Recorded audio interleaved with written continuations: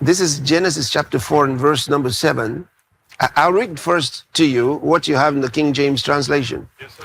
In the King James, it says, if thou doest well, shall thou not be accepted?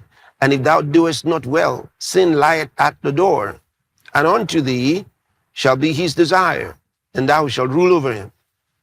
And, you know, there's been a lot of controversy over what exactly does that verse say. It's a lot in there,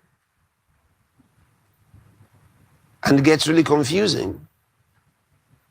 If thou doest well, shall thou not be accepted? And if thou doest not well, sin lieth at the door. So they go, so what's sin? Sin lieth at the door. Does it mean sin is at the door? Does it mean sin offering is at the door? What in the world is sin lies at the door? And unto thee shall be his desire. Who's this he? So, but the Septuagint was written, or rather the translation was done long before this Hebrew into English that you have. But, so let's read it. Let me read it to you from the Greek. If not rightly you brought, are you following? I said, I'm just going to read it raw. Okay, so when you listen, you're going to think, what does that mean?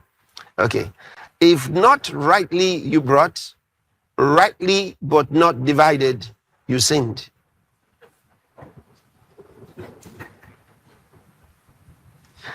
Be still, to you shall be his submission, and you will control him. So that second part is very easy. But the first part, what he's saying is, if you have brought rightly, but not divided rightly, you have sinned. Yes, sir. You see it? Yes, sir.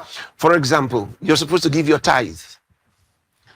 So, you're supposed to divide it rightly. What is the tithe? The tithe is 1/10. Okay, so you're bringing to God what you say is your tithe.